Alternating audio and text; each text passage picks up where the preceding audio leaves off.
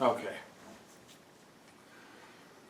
So, I've been working on starting to add attacks to the game, and I'm deciding how to handle the attacks for the Street Fighter World game. Instead of having doubled up sprites where width is added in between the sprites, I'm actually leaving the 8 pixel wide sprites, 3-color sprites, and I'm testing out leaving them that way, but then using the remaining player 1 missile as the extension of the attack. So I guess if it's the arm and the fist or the foot or whatever, then it's added there. And I think that'll work fine. And with proper placement, I think I can still get some of the wider, more eccentric attacks like Chun-Li's spinning star kick, or I guess Terry Bogard's, what is it called, rising tackle. Quite possibly the stupidest attack in any fighting video game of all time is Terry Bogard's rising tackle. Like, I mean, there are kind of some esoteric backdrops behind the Hadouken fireball, dragon uppercut, and hurricane kick. I mean, the Hadouken fireball is supposed to be like a psychic attack, and believe it or not, they believed those things for a long time, that your ultimate level of perfect training and everything would get you to the point where you're not even having to touch someone, and you're hurting them with sheer intention, I guess. So the focus of that intention could result in this, and that's why, his hands are like that, and then in the fireball is a little ghost image of those hands being like that. The whirlwind kick is, a jump, spinning, reverse crescent kick or whatever, and you're generating so much force with it that it's carrying your body around several times. It's impossible, but it is born from at least some kind. It has kind of an air of real martial arts moves. The dragon uppercut is an uppercut with so much intention and force that your character is launching up into and through the target in an exaggerated fashion. So those, as silly as they might seem, are more born from, the eccentric Eastern world martial arts and maybe a little bit of silliness mixed in with it. But Terry Bogard's rising tackle, okay, his body, he looks like, I don't know how to put it. I don't know what he's supposed to be doing.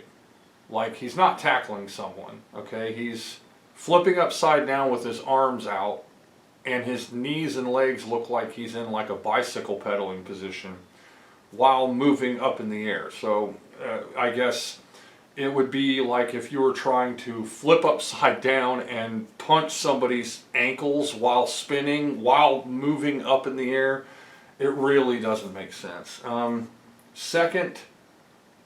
Second place would probably go to his brother's like whirlwind tornado punch thing, which, I mean, it looks really silly, but it's a little tiny bit more believable. And for the most part, the moves are somewhat believable. Like, Mai has fire attacks and can throw a fan, and a fan was a weapon. A fan was a weapon that you could learn to use and throw and cut and stab and poke and jab and stuff. So that's fine.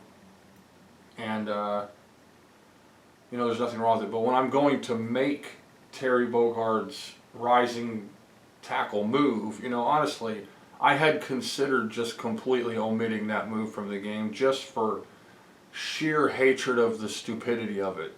It's such a grossly stupid fighting move in any video game. And I don't know, maybe it's it's analogous of the condition of SNK. They had this generic kind of haze over everything that we're doing, where someone else was doing it or did it better already, and they were touting their ability to do their own thing, and that they were better for whatever reason. But then when they filled in all those blanks of how it was supposed to be, it ended up being very generic. You know, like they have a boxer that's a very generic looking boxer. They have a kung fu fighter who's a very generic looking kung fu fighter. Probably the most flair and appeal and originality could come from the, you know, muscle car trucker kind of look of Terry Bogard with his hat and his ponytail and his shirt and everything.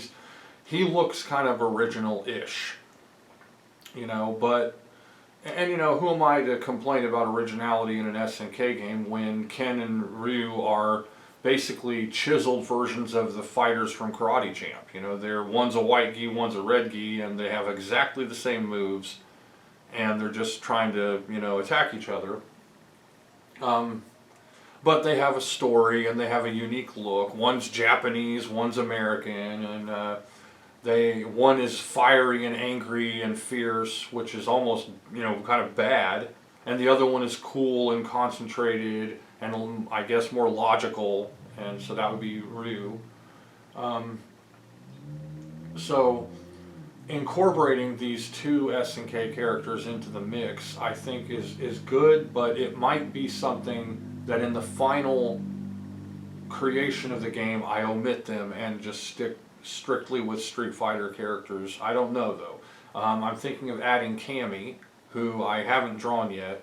I'm thinking of adding Guile or Sagat because I need a more bad guy-ish kind of chaos kind of guy. And like I said in the last video, I'm thinking maybe 2 bad guys, 4 tops. And it's coming together though. The graphics are looking good, the backgrounds are looking good, the attacks look pretty good. So yeah, and I am thinking of doing some, you know, some screen by screen kind of tutorial videos where I can show how I'm doing this stuff and maybe help people to make their own games if they want to do Atari games, which I'd recommend it. It's the problem with the Atari situation right now, in my opinion, is that there are too many cooks in the kitchen and not enough hungry people. You know, so it's like there are so many homebrew game programmers, developers, whatever you want to call them, and there might not be that many people that are actually wanting to play or playing the Atari right now. See, I want to make games that will almost force you to play it. And a lot of the games I see are, well, some of them are really, really great, and they are pushing it. They're pushing it. Maybe Turbo's one like that. I saw a video where Turbo was being played, and Turbo had pretty good graphics, and it had more going on than what's usually in an Atari game. When you've got a couple of single color sprites on the screen, that needs to go out the window. There needs to be no more just empty single color anything. And we need to get away from any kind of just crude, rudimentary background lines.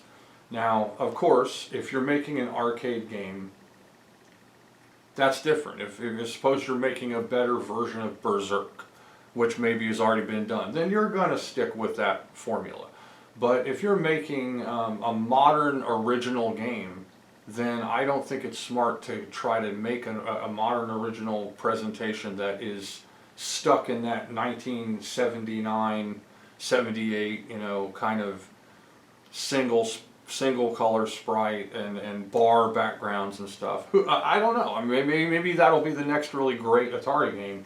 But if there are less customers and more developers that are fans, then to get more customers, we need the games to look different than what they looked like before. So I think today I might run through some of the graphics that I've created that will be used in future Atari games that I make to kind of give people an idea of what is possible on the Atari that's never really been done before. I think I can count on one hand without a couple fingers how many games have actually followed a similar formula or the formula that I'm using, possibly. And they might have also used a different formula I'm not aware of, but I doubt it, because they're getting the same artifacts and effects and ghosting and things that I get from using the methods that I'm using. So we're going to want to see that stuff. Okay, so next I'm going to show off graphics. I'm going to show off the first punching moves for Ryu and Terry Bogard in my newest game, and talk about some different things for beginning programmers.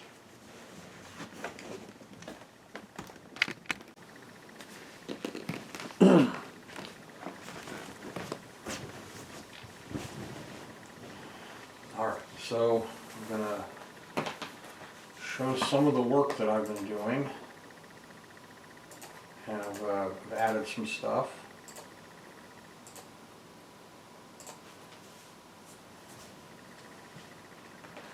Here's where we are now. Okay. I have the punch done for Ryu and for the little Terry Bogard clone.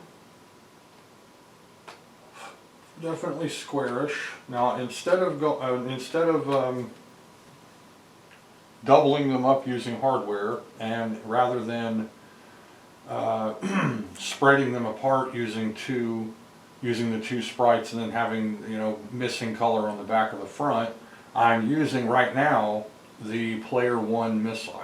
See?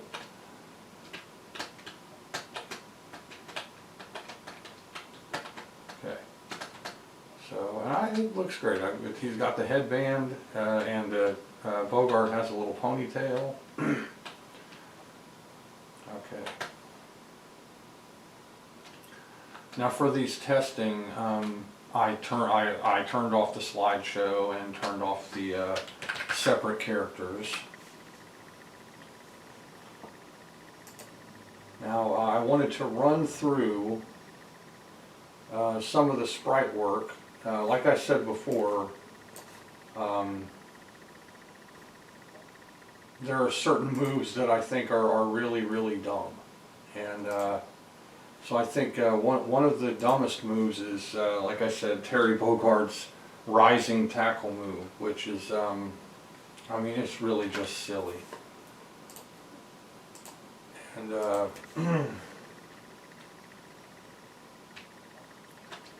there we go. Compare it on some of the different backgrounds, see how it responds.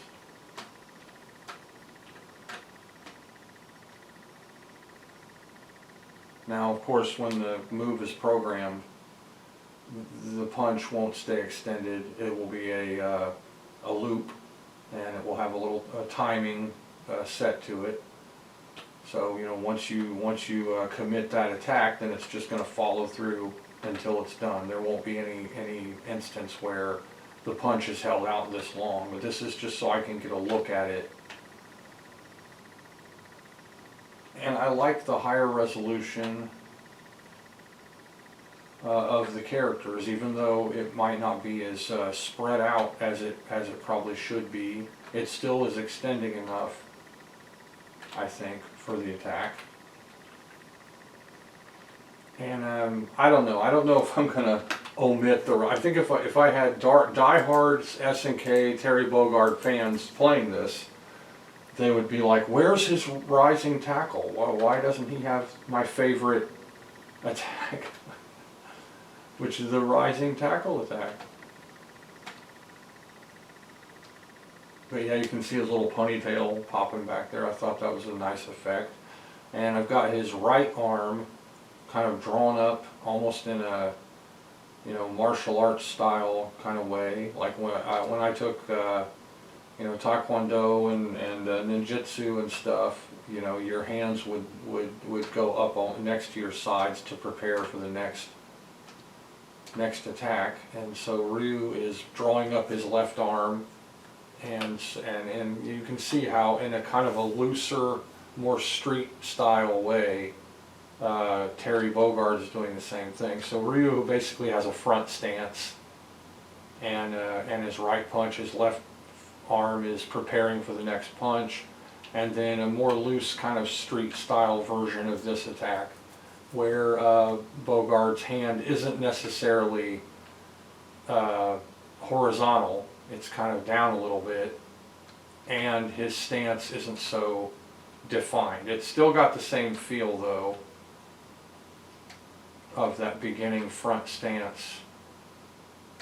So we're not quite, you know, coming out of Ichimonji or something like some first posture of ninjutsu or something, but he's doing, you know, a street stance kind of punch there.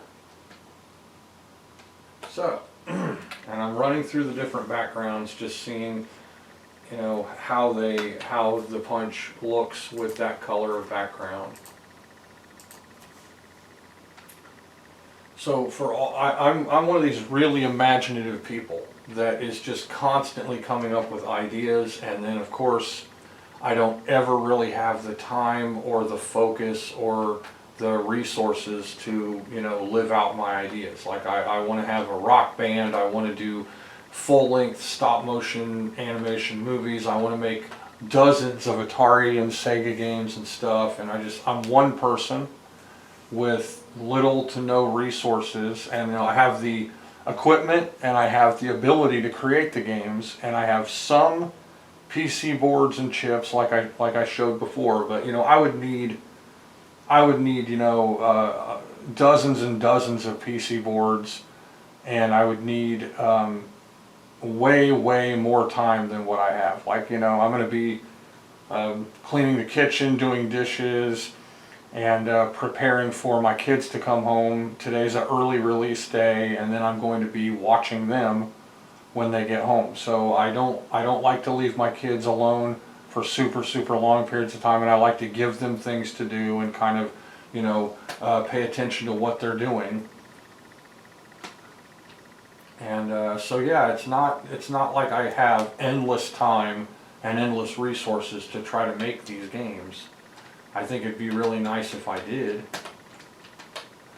And I've got so many dreams, you know, I've just got so many dreams, and there's just no way at all to really achieve all of it. If they say, okay, if they say chase your dreams, and you're a person that has one dream, and so you go straight at it, and then you don't stop at anything till you achieve it. Well, if I was to do that with my dreams the way they work, I would just be running around in circles and never getting anywhere. And that's really how I feel, because I just have so many things that I love to do. I love to play electric guitar, I love to work on guitars, I love to play drums, I love to play keyboard, I love to record my own songs, I love to angle, I love to ride my bike, and I feel like Elmo. Seriously. I like to work on computers, I like to build old school computers and upgrade them, I like to do stop motion, I like to collect toys, I like to customize toys. You know, it's just so many things. I like to program 8-bit computers, I like to make games for 8-bit video game systems and 16-bit systems. So I just can't keep up with it all. I can't, and to try to choose one thing and then direct my attention to it, you know, sometimes I think that if you want to succeed at something, even if you've got so much stuff and so much time, the best thing to do is to just get everything away from you that's not that one specific thing. So in this case, suppose I was I'm gonna finish this game no matter what, I'm gonna direct my attention to it, this is gonna be done. Then I would take everything away except for the Ataris to test, the TVs I need to test, the computers I need to program, and then everything else would just be in a storage locker or shacked up somewhere. Or I could just take those specific things and then go find a cabin in the middle of nowhere or something and just lock myself away, or some trailer out in the middle of nowhere, and then just live that until it's completed. And I honestly don't have the resources to do that. If I did, then I'm sure that I would do that. I would just lock myself away until I got things done. And I'm sure most people, you know, most people feel that way to a degree. They feel like I'm really trying to get something done, and then they get sidetracked by the world. You know, life gets in the way. And then that's a phrase, life gets in the way.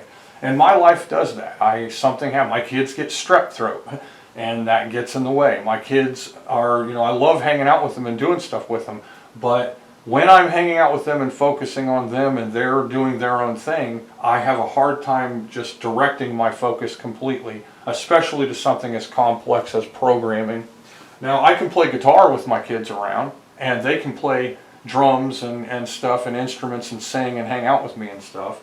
That's a little bit looser, but directing your attention at programming, it seems like it's kind of like the equivalent of trying to write a novella, writing a story while someone's constantly going, hey, look at this, hey, check this out, hey, watch me do this, hey, what do you think about this, hey, do you like this, hey, do you want one of these, I want one of these, stuff like, so someone's standing next to you or near you doing that while you're trying to focus on something as complicated as a novel. And that's really very much like what programming is. It's a novel that is a circuit, and the circuit takes place, and then it keeps on going, and you're plugging in things. So it's not easy. It really isn't. So when I run through some of these graphics, here's my kind of crude kick. Actually, I'm going to go ahead and just use Windows Zoom here. Okay, now this was when I was going to double the pixels. So his head looks kind of like a Roblox head or a cube head or something. And this is not going to be the final kick. He's actually going to have his normal kick, which I have backed up somewhere else. That's another one that's not going to go in it. The punch that I ended up using is right here. Only I added a ponytail to him actually in the code. I just went and just checked one or whatever so that would show up here. So you can see, and they're about, what, like yay big on the screen. So zooming them in, they're going to look a lot chunkier. Okay, so if I run through these, I'd like to actually show maybe some of the other things that I'm also working on, like Titan Axe. If you've seen Titan Axe, which a lot of people haven't, most people are probably, they don't even know, because it's been many years since it was out for sale. And I think, like, if I remember, it was like, I got paid for something like 44, 45 people actually bought it. Okay? At least the first time that I was paid for it. It might have been in the store and sold more after that until it was removed. I'll never know. And honestly, I don't want to know. But when I made those characters, I didn't use this graphics method. So now the graphics method is just a lot better. So this is what the dwarf from Titan Axe is going to look like in the new game. He's 3 colors. He's got the flesh tone, the boots, the helmet, horns, beard. Now he's holding the axe visibly. In the Titan Axe game, the axe was hidden until it was being used. Okay, the main bad guy, he's got a great big axe. He's pretty big, and he'll probably be doubled. I probably drew him thinner so that he could be hardware doubled to make him look bigger and scarier. Some of these I think turned out really, really good. Here's Valkyria, the girl warrior from the game. This is one instance of her, and I came up with several different ways to draw her. Like this one's more like a Tyrus Flare kind of representation, I think. And when you see them on the real hardware, I think they look, obviously they look a lot better because they're kind of, I don't know, they're not blurry, they're smaller, they're in their own world. They're in the Atari world where they're going to look better. They're meant for that. Some of the unique bad guys and things that come into play. The ninja assassins from the original game, they were really big, really hard to beat. Okay, we got those guys now. The cyborgs, where you blow them up and a little fairy pops out. And you have the little trident weapon, like they had in the game. They have this weapon that they lunge it out at you while you're coming towards them. And yeah, just a lot of these totally redrawn. And even the prizes, like the prizes, the apple, totally redrawn for health. The vase, totally redrawn, 3-color sprite vase. That's going to look great. And the undead, I've redrawn. Every single character's been totally redrawn.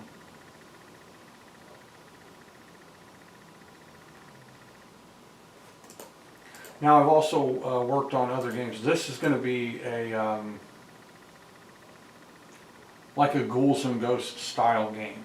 I'm calling it I think I'm going to call it Spooks and Specters, but I haven't decided on a name yet. That might have already been taken. But I've got some really great bad guys. There's the Knight. There's like Arthur, Uther, whatever you want to call him. I'm calling him Uther. He's got the lance, he's got the mask, little eyes popping out, the armor. This is a different color. I've come up with different armor. That's him with the mask closed. See if I can find the other. Here's the original of him. Now this I call create because I use a palette. Like sometimes I'll call it starter, like this one. And if I open this in my paint program to begin creating a new sprite, I'll zoom into 2000, but I see I've already got 3 colors, sometimes an extra color, and then the background color. And so this gives me room to work with it to build my character. And I can use the palette editor within MT Paint to just change it to whatever I want. I've got a mermaid. I'm going to have little mermaids that burst up out of the water, try to grab you, pull you underwater. I've got these buzzards like in the original one that will like sit atop branches, and then they'll swoop down like that at you. So, and I've got my own groups of enemies. Like here's the ghoul, which is synonymous with Ghouls and Ghosts. You can imagine him coming right at you. He's perfect. I mean, that's going to be totally perfect, scuttling along on the ground. A game like this is so much easier to deal with because the characters don't have like really long extended attacks and things. You know, you can do a running motion and a throwing motion and things like that within the confines of your little 8-pixel wide sprite. This is a Spectre that I came up just for this game. Came up with for this game. He's kind of like a, I don't know, like a ghost Spectre monster that is going to fit right in with the ghouls that are like, I guess, kind of like little blue cloaked Reaper characters. I've got some more kind of scarier. Here's the puke pig, but I may not include that.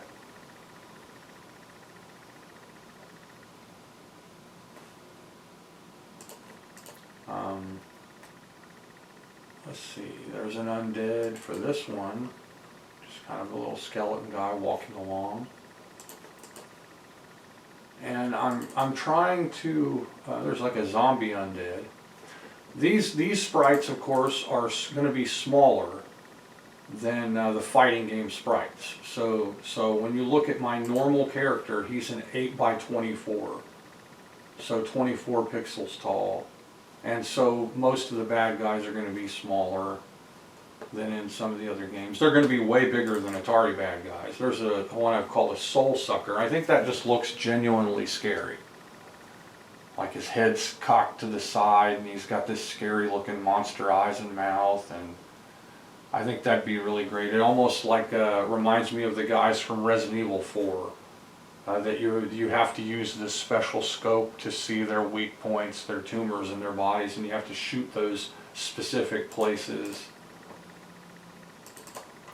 Here's a giant snake creature.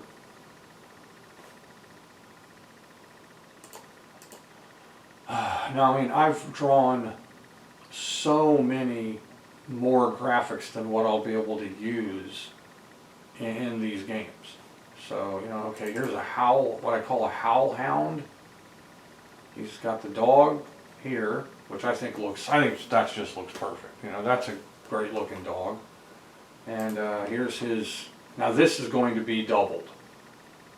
So he'll go from the sitting posture and then turn like this, but this will be longer. And I'll probably have to tweak that to where it looks right.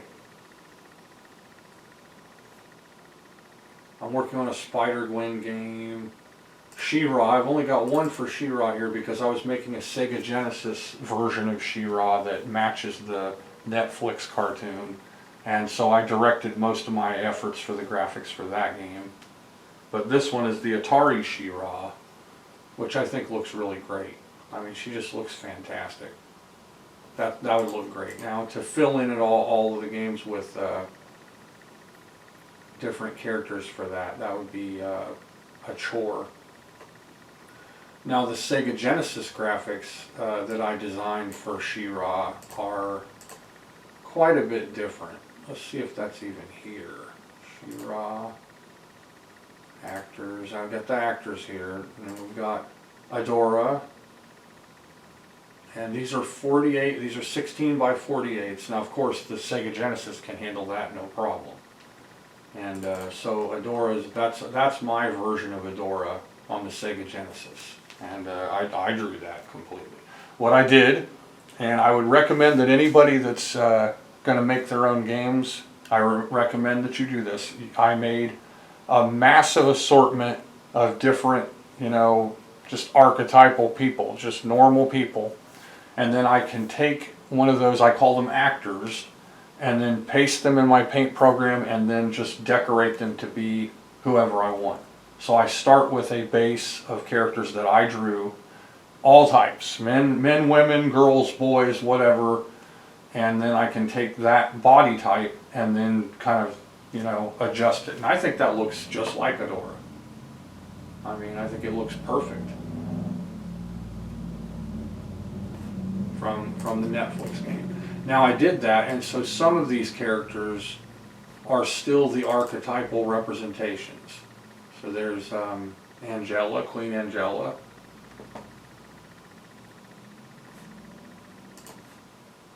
I got Bo. I love how this one turned out. I mean, I think that just looks exactly like him. Like, that's what Bo would look like on the Sega Genesis. Just straight out of the Netflix She-Ra.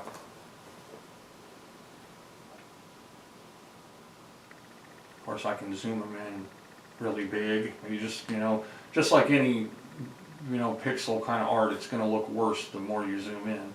But on a Sega Genesis, that's going to look incredible. Let's see, Castaspella isn't finished. So this is an archetypal character I drew. I just drew a normal looking girl with kind of a shirt on and she's a little ripped, I guess. She's not fat or skinny really. She's kind of a medium build. But I can take this body type and then change it around to become Castaspella. Catra turned out so good that she's just like, I love that. That's Catra, what she would look like on a Sega Genesis. And you know, the most fun, probably one of the most fun things to do to make your games is to go in and draw the characters. It's so much fun. And putting them on the screen is just, it's a lot of fun. So here's how Entrapta, my kid's favorite of all, the one with her hair is like alive and it moves around and stuff. And she likes little cakes and has a really cute voice. So yeah, that's Entrapta. I was still thinking of making a Netflix She-Ra Sega Genesis game. I'm even thinking of making it like a Sega CD game to really be able to jam pack it with stuff. Let's see here. Now this would be Frosta, but this is my archetypal. It's not drawn yet. So that's the base I would start with to draw Frosta. and I just kind of try to find a similar character for each of them, and most of them are not finished yet. So I still have to go through here and draw all these characters.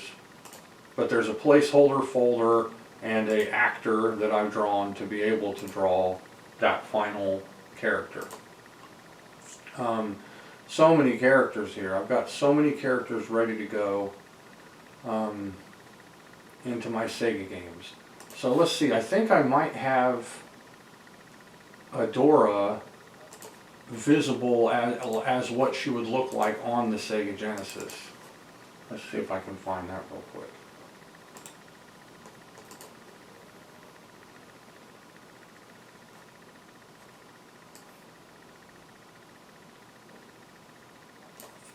She-Ra, I don't know if that'll be just a picture, if it'll be, yeah, there we go.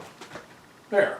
Okay, so this is my She-Ra sprite art test, and what I did was, she's a 32 by 96 sprite, and they're 320 by 224 screens, and what I've done here is very simple. It's just shifting through solid background colors to kind of see what they will do to the sprite, because when you put a sprite with transparent pixels over a background, you're going to see different, and you'll see them, hopefully you'll see them if my camera's not being a bastard here. There, see now another, so as it's going though, and this might not even have happened because of the emulator, but on a real Sega Genesis you will definitely see little tiny things change with the character as the colors change. And this is just a simple beginning test. The other test I did, let me see if I can get back to my, here we go. The other test I did for a different game was a tile scrolling screen, so that I could use, you know, just a relatively small, simple tile set and draw an entire screen and then scroll it left and right. And I think that's on this system. I have several computers that I do this work on all the time, and usually I'll have like an update period of time where after I've done work, I'll go in there and I'll update all of my different systems. Like I'll bring in all the different systems. I don't think this one has it though, because I've got betas, She-Ra, and I think this one is the one I've already shown. It's just the solid background. Yeah. Yeah, this is not the scrolling screen, just a solid background. So I need to move my scrolling screen over to this system so that this system will be as updated as possible. And I keep backups everywhere too. So I may have actually already backed this up on a different drive. And I can go to that and move it over. It doesn't look like it is backed up on this backup drive though. So yeah, a lot of work goes into this stuff. A lot of testing out things here and there. So like for Runout, the newer Runout, I wanted to have better looking background, so I've got, you know, this is a 16 pixel wide 3-color Statue of Liberty. I could have that in the background, and then in this game I'm going to have these things move based on kind of the turning of the car to add a sense of realism. They're going to move across the background. So before I had fixed objects in the background, and in this time when you turn right, the objects in the background are going to go left, and when you turn left, they're going to go right. To convey that movement, I've got some prototype graphics for cars, or what might be able to be used as 3-color automobiles. Got just the different colors for the run out cars, signs, and things like I did a palm tree. That's your 8 pixel wide palm tree, and here is the 16 pixel wide palm tree.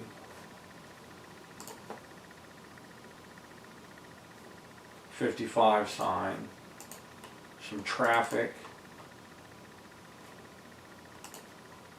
That's the 8 pixel wide. Now I could do the 8 pixel wide and then sprite double, and of course that's less to deal with. It's just overall less resources. I did the semi truck, which could be sprite doubled using hardware, and then it will probably look something like that. Maybe not that good. We got the Space Needle. That was, I think, one of the first graphics in my run-out game, DPC Plus, was the Space Needle.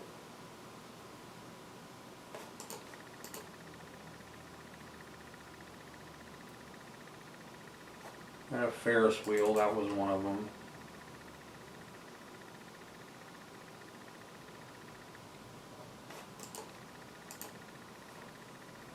I was doing a side-scrolling Princess Peach game,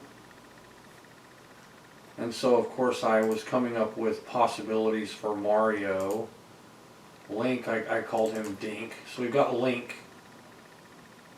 That could be a Legend of Zelda Link character. I made some princesses and stuff. There's a Goomba. Kind of a prototype. I've got a Hammer Brothers. An altered Hammer Brother. He's the one with the helmet. I like that one. I think that'd probably be what goes in it. This is Peach. Yep. Kind of a Princess Peach character. This was going to be a game like Mario where Peach is the hero, but it involves other kind of Nintendo-esque characters like Link and Zelda and some other characters I came up with. What is this? Yeah, there's your mushroom. And all using the 3-color sprites. There's the flying Koopa. See, Mario. Now he's too tall and slender though. This was before I did the Jumpman for my Cute Kong game, so I would probably try to adapt that. There's my King Koopa. Take on King Koopa. Of course, that would be doubled. So let's take a look at what that might end up looking like if I double it as an 8 pixel wide representation. If I scale the canvas to double width, then we get that. Now, on the computer screen, that looks awfully blocky and crappy, and it's probably not going to look too much better on an Atari, but it would look pretty good. It'd be nice and big on the Atari. Probably shrinking it down a little bit would help to give a better idea. Now on the screen, of course, you know, it's not going to be that big. It might be something like this big on the actual screen, or maybe something like that. Okay. Here's the coin.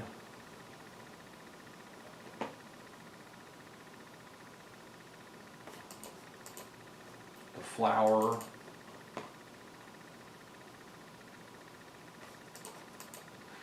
So yeah, some of the most fun you're going to have making these games the way I do is just getting to draw 3-color Atari sprites. Just knowing I'm drawing this sprite and I can put this on an Atari 2600. That's part of the biggest fun of the game.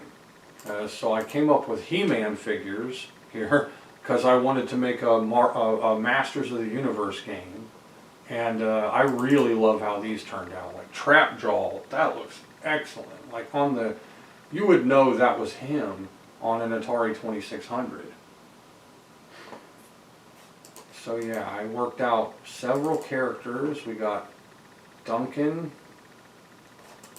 Here we have Beast Man. And I don't think I can stress this enough that as blocky as this looks, on a 2600, it's going to be, you know, like this big, and it's going to look really super good. So, you know, you kind of have to think simple, but expect it to really look good. There's Faker. He's by and far my favorite Motu character of all time. I just love everything about Faker. He is the best. He-Man.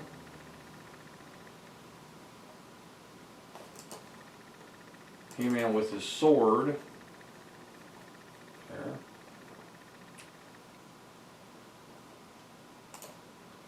Okay, Merman.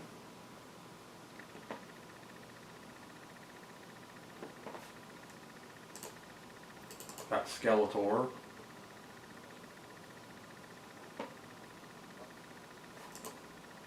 I love Tila.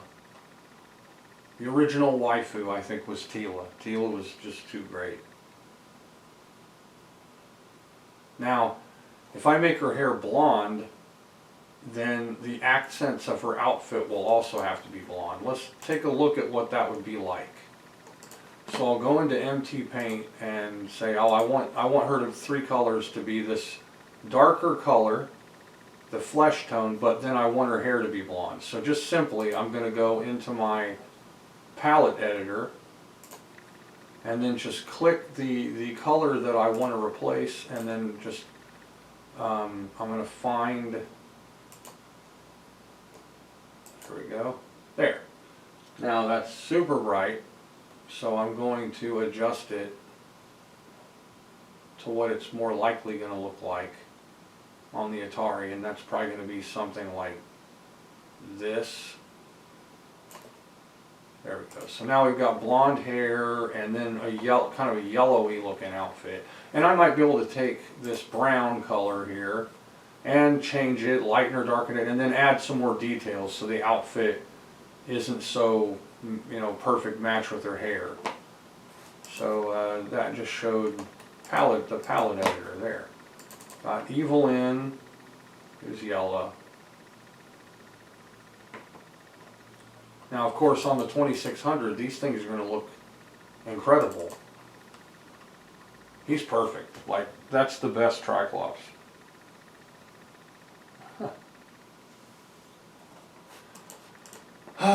So yeah, I drew all these characters, and I also have Orko somewhere. I think he's actually in a game. I had high color versions of them, but this was for different, these were for, you know, Atari, but before I had decided how I was going to handle graphics. So there's just slightly more color in these representations than what I would be doing. And then this one has some power swords kind of thrown in there for fun. There's the original power sword. So it would look kind of like this sticking up out of the ground or whatever. And these all have much, much more color. They're not going to be used because there's too much color. I had a Mega Man clone I was working on, the cute graphics. Now, just to look at Ghostbuster graphics, see all of these graphics here. We have 135 items here. Now, of course, because it takes 2 sprites to draw the 3-color graphic, you know, you can probably cut that in half. But so I had so many concept ideas for Ghostbusters. Here's the proton wand beam. That's going to go in the game. Here's a more sideways version of it.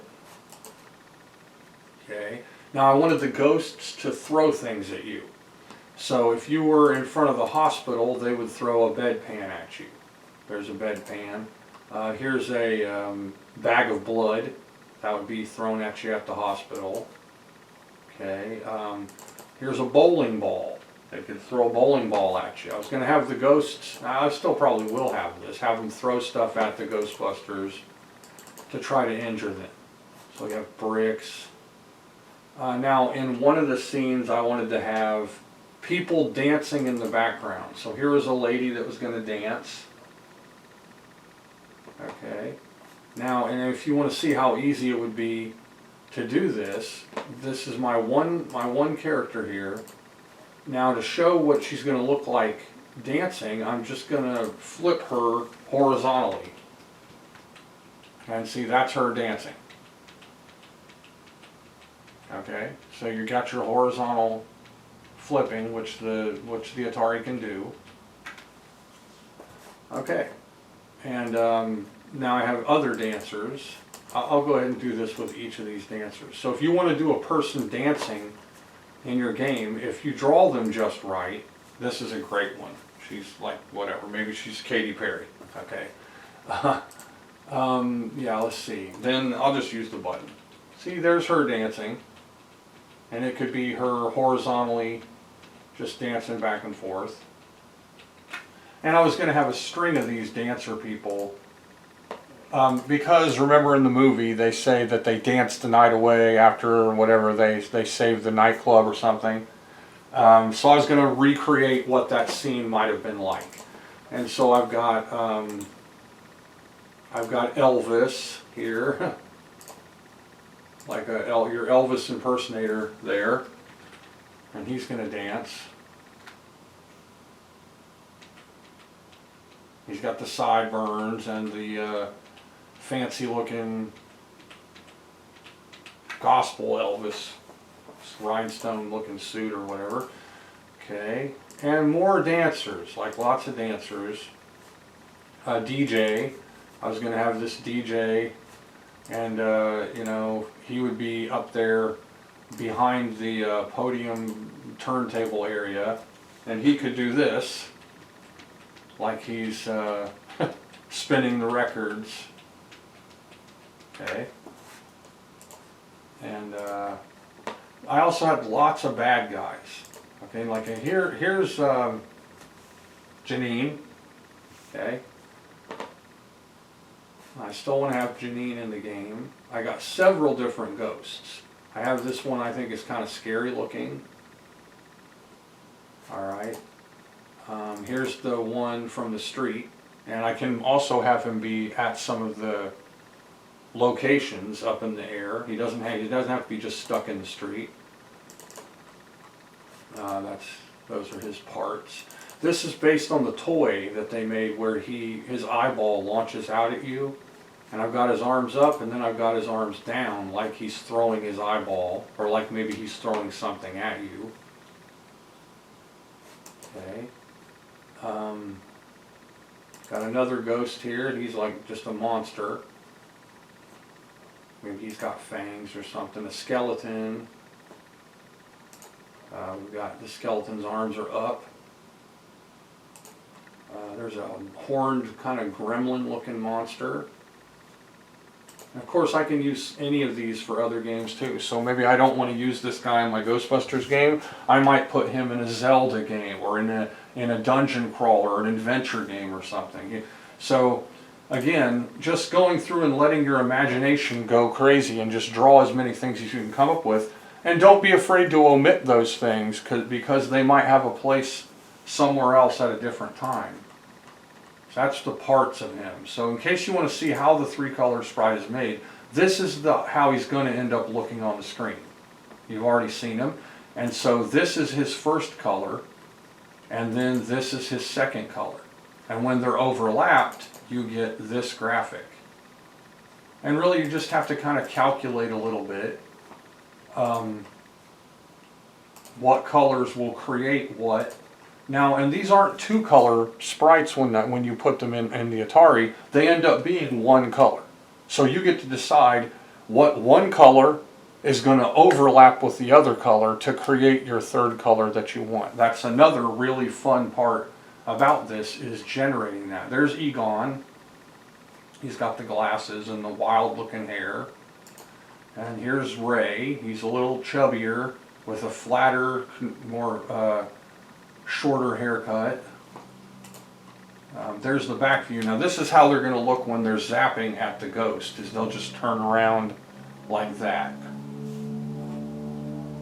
And as you can see, that's your perfect detailed proton pack. It's got the lights, it's got the power meter. There's how one of them is. This is how the other one is. Or no, that's not the second. Maybe it is the second one. And we got Gozer looking kind of like she was dipped in bubbles or something. Okay. Here's another Janine. This one has simpler glasses. This will probably be the one that I use, so her glasses don't look so crazy. More things ghosts can throw. I've got a medical jar.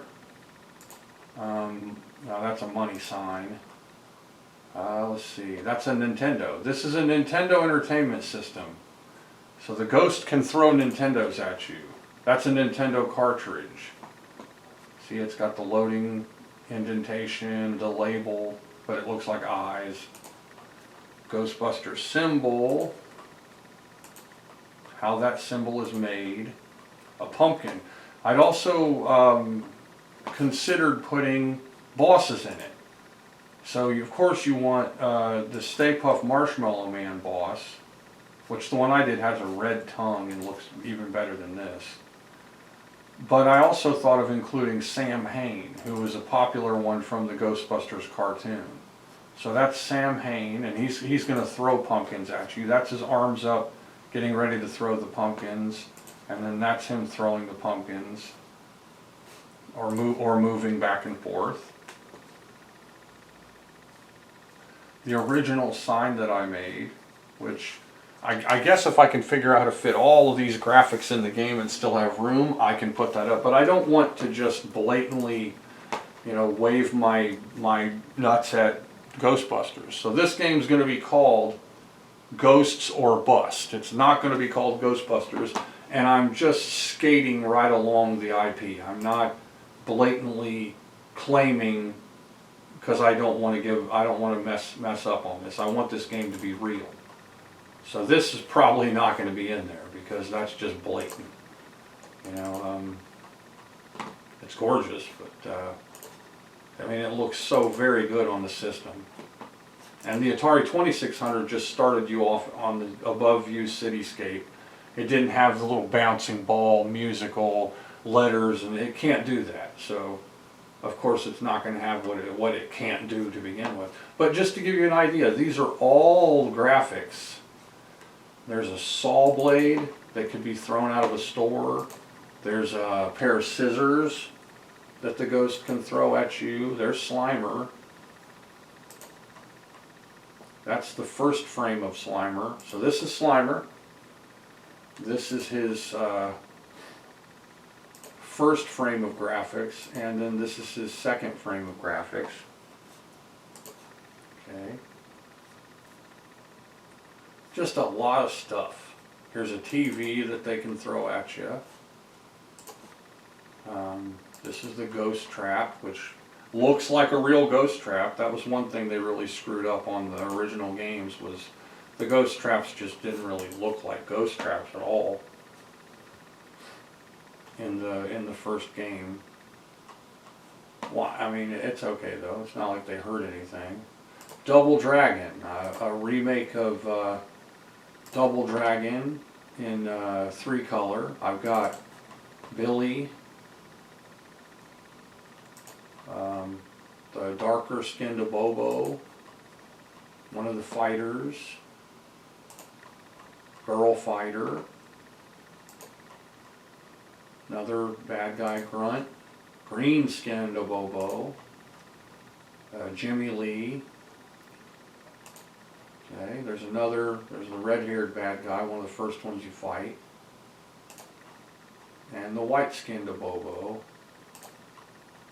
Back to Jimmy. So just a basic startup of things you might throw in there for Double Dragon. Just so many ideas. The Cute Kong one. See how many graphics went into Cute Kong. I had prototypes for the gorilla in case I wanted him to be more like this, which of course I ended up siding with the having the background. The oil drum. I've got Dizzy. Why, that's the name I have for the girl, is Dizzy. There's her. She's magnificent. She's just so beautiful and perfect. I love it. I really love how she turned out. That's her first frame, and that's her second frame. See? Then her getting picked up and carried and raising her arm up and stuff. Here we have the Jumpman graphic, just a little Mario. And he's surprisingly compact, and he's only 11 pixels tall. So that's an 8 by 11, really compact. There's his first frame. And I don't know where his second, must be a second frame. There's his second frame. And of course him jumping and running. Okay, we got your barrel. That's one barrel, that's a prototype barrel. That was actually changed later to just 2 dots on the side of the barrel to make it single color and easier. That's the falling barrel graphic. There's the animation for it falling. So it just does that over and over again. Okay. Got him with, I haven't programmed the hammer yet, but here's him getting ready to hammer stuff. That's him swinging down the hammer, and we'll have a missile sprite or ball going on right here for the edge of the hammer, maybe both. We've got our flame monster coming at you. And so again, we're looking at 104 drawings here, and maybe divide that in half, where every sprite will need 2 drawings. We're looking at 52 sprites that and some didn't go in, but the majority of these went into the game. I've got a volleyball game I'm working on.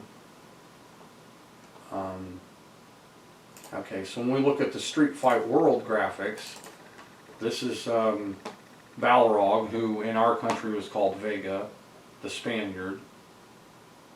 Okay. Blanca. Some of these have code names in their names. Chun-Li, who you can see in the game already.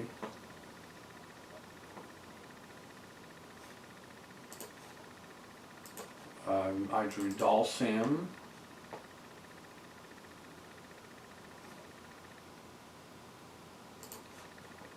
E Honda, yes, I drew E Honda, and I considered doubling his.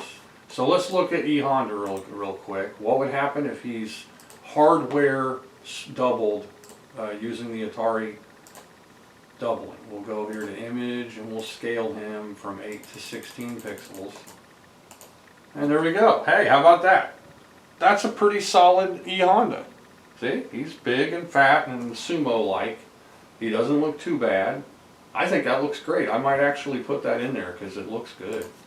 Of course, originally, you want everyone. And then you realize that that is just impossible. He's already in the game.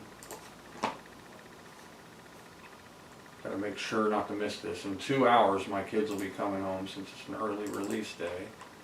Ken is just Ryu, so I just put Ryu there. I don't think I changed his hair yet in these graphics. I probably just changed the hair color. I think this was my basic palette for a man. So I could start with this and then just change things around here and there to come up with whatever character. Yeah, he kind of looks like Guile, but he's not. Here's M. Bison, who would be Mike Tyson, I guess, like in Japan, but here he was called Balrog, the boxer. Super strong character. Here's Ryu, who I'm currently working on and building his fight moves, so we can look at his punch. but his punch now has the better looking headband popping up the back.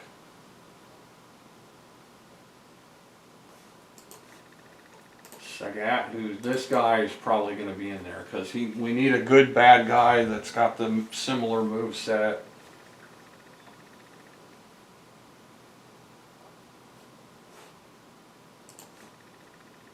Sakura, who I would just love to have her in the game. She's one of my favorite characters in the whole series. I don't really like how this turned out though. I might keep this the way it is, but maybe not. Vega, who is M. Bison in the US game. With like psycho attacks. He turns to blue flame and can dive across the screen. And last but definitely not least, Zangief, the Russian bear, who I codenamed Boris, which means bear in Russian. Okay, so that's the starting points for your main characters. Less than half of them are going to be able to be in the game. Okay, then when I look at these characters, I've got ones that I haven't used yet. Athena. A guy I called Bandy. That's Andy. Andy Bogard, codename Bandy.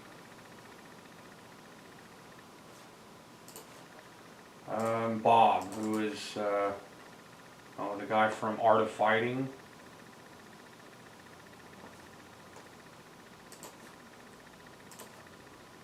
A guy called Cal, just a kind of a color redo of Terry Bogard. He is just a different color palette for Terry Bogard.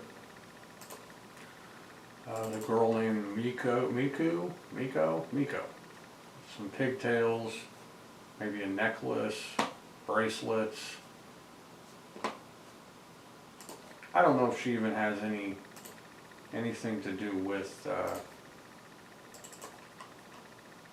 There's Rio, who's also from Art of Fighting.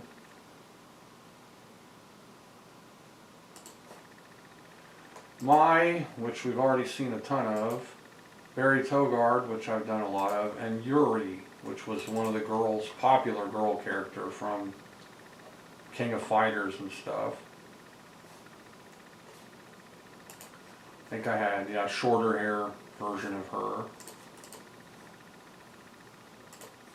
So yeah, I mean a lot of graphics going on here. I'll go ahead and put it back on Brew because I was drawing his stuff. So again, back to the game. All of this is just preparing to build the game so that the joystick will be set up. So for making these games, one of the first things I'm going to address if I do a tutorial, which I'd like to do, is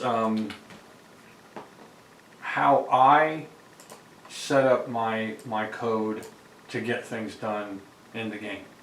Now up here where all of these variables are with Super Chip, or even if you're just stuck, in your alphabet variables, one of the first things I make sure to do is I set up the joystick to control variables. Now you can just, like what I've got right here, if joy 0 fire then M1 else M0, if joy 1 fire then N1 else N0. Anyone can do that, that's fine. You can have the joystick button be directly connected to something, but that makes it harder to control timing. So the way I would do a fireball is have a variable constantly updating like a timer when you press down.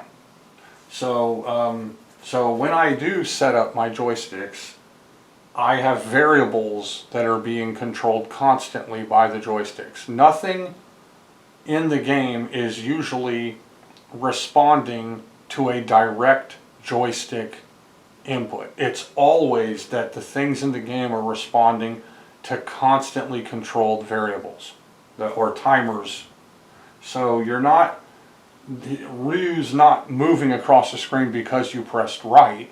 When you pressed right, it started going R equals R plus 1 every time it looped through. And then when R equaled 3, then he started moving. When R equaled 5, then his animation frame updated. When R equaled 6, then R equaled 0. And then that process repeated over and over and over again. So using a variable makes it so that your joystick is providing a type of counter or timer that can be reacted upon by every aspect of the game. So if you want to try to tie every aspect of your game to the motions of just the joystick itself, well, that's harder to do than to have them respond to constantly changing variables. So you use those variables to control the timing of animations, or to control everything in the game. So I'll give a quick example here. We'll just go to Cute Kong because that's a really great example, and it's basically a finished setup. It's ready to add the second or third level, but it works. I've got my score dimensionals here. These will allow the score to be the way you want it to be. I've got the background color set up. I've got music pointers. That's something I can show later that will let you have musical scores, music going on in your game, which ends up being a constantly updated pattern of data. Okay, so let's get to where my controls are real quick.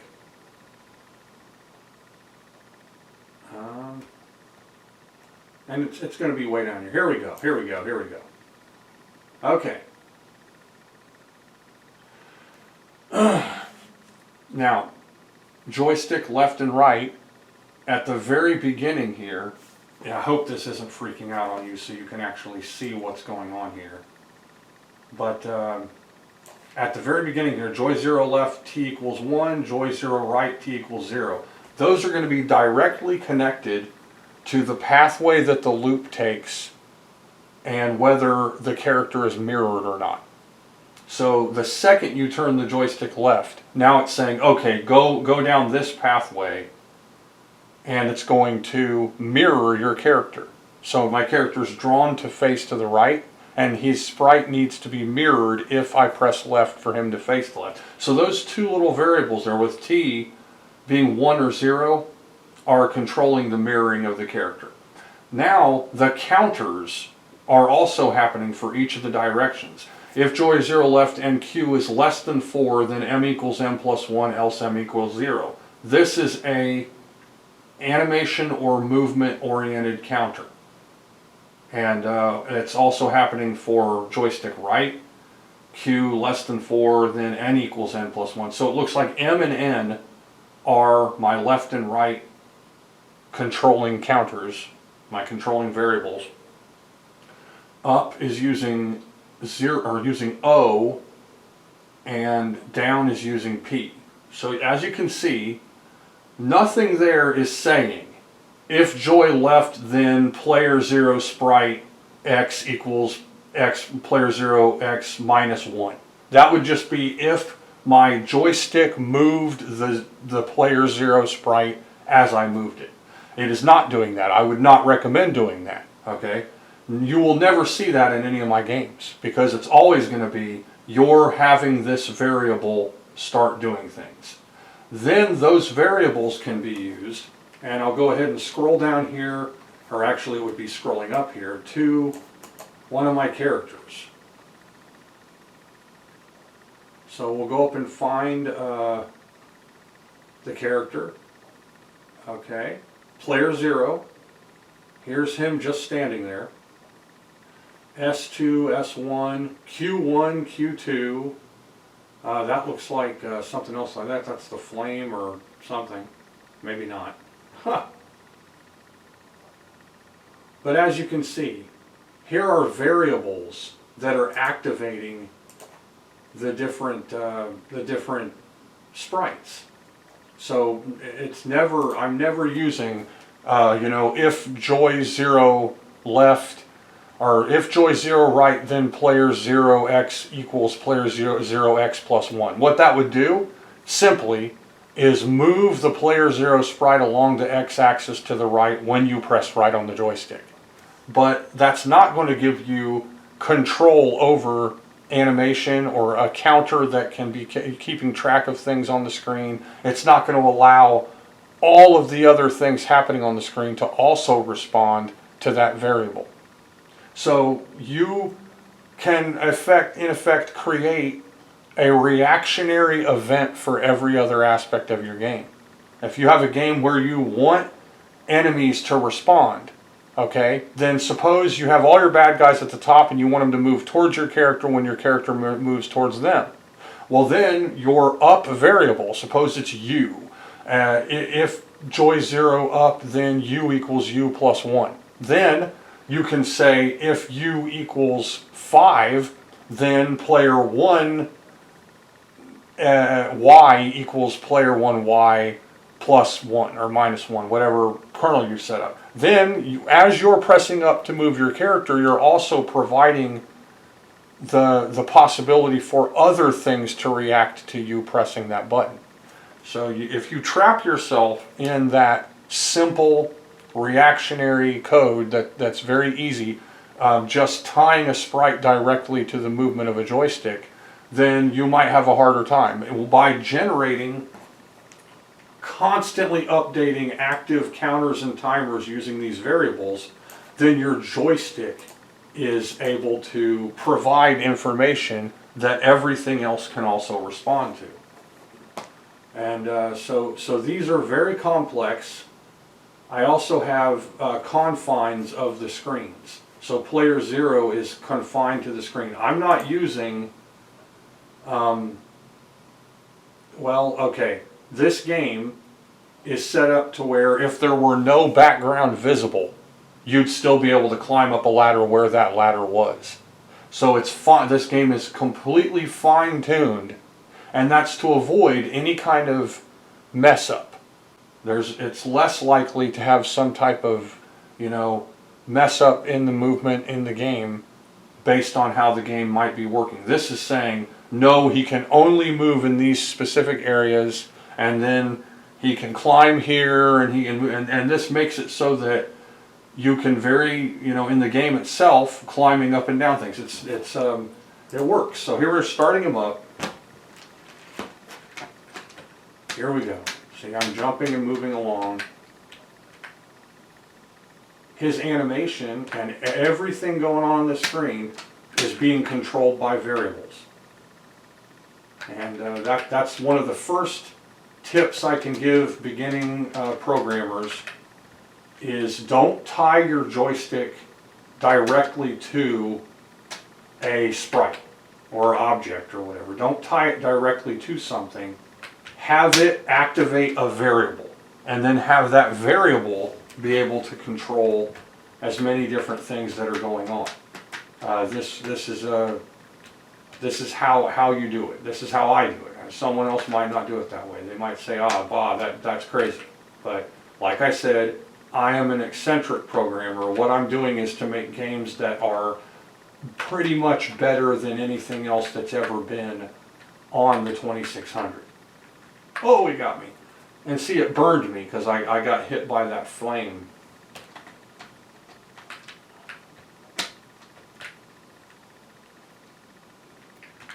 And, everyone has seen the Coleco version of Donkey Kong for the 2600. And just like Pac-Man, most people think it sucks. I'm the weirdo that thinks it's better than any of the other ones, because I have more fun playing it. The arcade games are objects of frustration that are sucking money out of your kids' pockets and your pockets. They're meant to be harder, they're meant to be complex and stirring, and unique. That's great. But I can sit there and play Atari Pac-Man forever, and it's totally fun, and I love it. That's how I am with Coleco Donkey Kong. If Coleco was like in some secret boardroom and they're like, I've got an idea. Let's make this game suck so that people will buy the ColecoVision. Well, whatever. I don't think they really did that. And I actually think that the Coleco Donkey Kong is a super fun game. It's a really good game. So let's look at that real quick before I wind this up. Okay. Just as a refresher.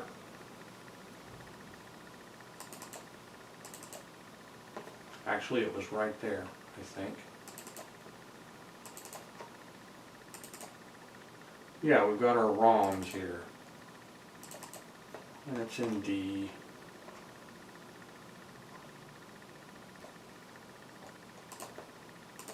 Here we go. Yeah, no, that's not the greatest looking Donkey Kong ever. Some people say it looks like the Gingerbread Man or an animated turd or whatever, okay? He is using the row, all of this, the two sprites you got going on here, using the row of color thing from Atari, where, you know, his feet are 2 rows of blue.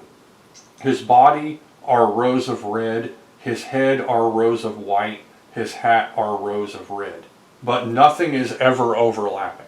You're not, these are just, and you know, in theory, you could have shading. You could have dark red at his boots and go lighter red as it goes up to his neck and just be a complete shade-o-gram of red. You could do that with all of him, but it would still follow that Atari rule.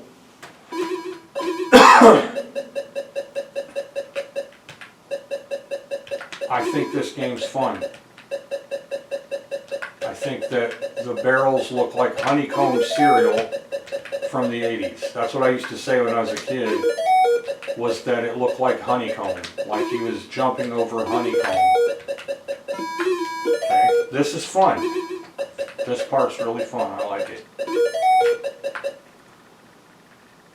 So yes, it's the most bare bones Donkey Kong you can possibly get. None of the flames go up and down, which they could have probably programmed that somehow. None of the fire monsters ascend or descend on any of the stairs or ladders or whatever you want to call them. So it's very uncomplicated. They just have them kind of randomly moving back and forth. And I don't know if this is a 4K game or 2K, or it's tiny is what it is. It doesn't do much. Oh, it doesn't have him falling and bumping his head or having googly eyes, you know. This is a fun game. When I was a kid, if this was there, we would play it, you know, a half dozen times and then move on to something else like Pac-Man. I liked Pac-Man for the Atari. I still like Pac-Man for the Atari better than the original Pac-Man. People complained about it. I didn't care. I mean, I wasn't so critical. I'm still not very critical, honestly. I'm not a judge or a critic as much as I'm just trying to have some fun.